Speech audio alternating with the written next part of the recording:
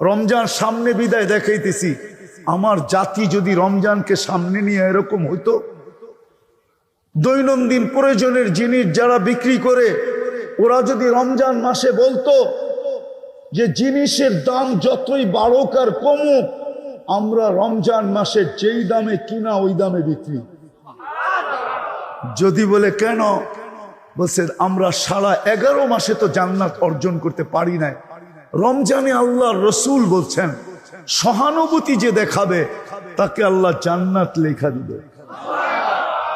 বিনা আমার কাছে সহানুভূতি দেখানোর তো কিছু নাই। আমি দৈনন্দিন প্রয়োজনের জিনিস বিক্রি করি, আমি রমজানে 1 পয়সা লাভ নিব না। 11 মাস নিব, কিন্তু 1 মাস নিব না।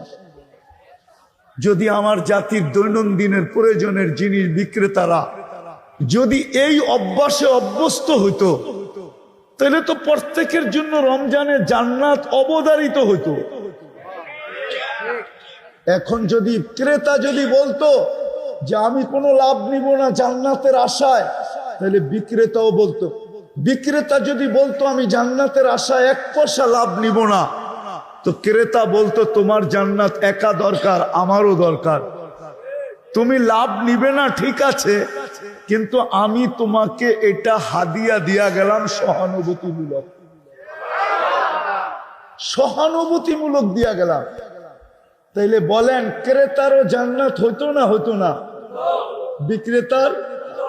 ক্রেতার আমি এক দেশে জিজ্ঞাসা করছিলাম যে তোমাদের এখানে যে সিস্টেম এরকম, তো এক বিক্রেতাকে জিজ্ঞাসা করছিলাম তুমি সত্য বলো, রমজানে বিক্রি করে লাভবান বেশি হও না অন্য সময়? তা আমাকে বলতেছে মুফতি শোনো, রমজানে যে আমাদেরকে হাদিয়া দিয়া যায়, গিফট দিয়া যায়, হাদিয়া দিয়া যায়, যেটা লাভ যদি নিতাম তো এর চেয়েও 4 গুণ বেশি আমরা হাদিয়া পাই। লাভের চেয়েও 4 গুণ বেশি বেশি পাই আমরা, কম পাই না। কেননা হাদিয়া তো কেউ গয়না দেয় না, কেজি হিসাব করে দেয় না। 100 টাকার মাল নিয়ে 50 টাকা হাদিয়া দিয়ে গেছে জান্নাতের শখে, অথচ লাভ হইলে ওইখানে হয়তো 2 টাকা। আমি জিজ্ঞাসা করছি তোমরা কত পাও? আমার দেশটা যদি এরকম হইতো, কমসে কম এই আদর্শটা যদি রমজানে হইতো, ধনীরা যদি গরিবদেরকে ভাগ করে নিত, যে আমি তো সারা দিন সারাটা বছর জান্নাত কামার জন্য যতটুকু ছুটতে হয় অতটুকু ছুটতে পারি না, রাত্রে দাঁড়াইতে পারি না, সময় মতো জামাতে নামাজ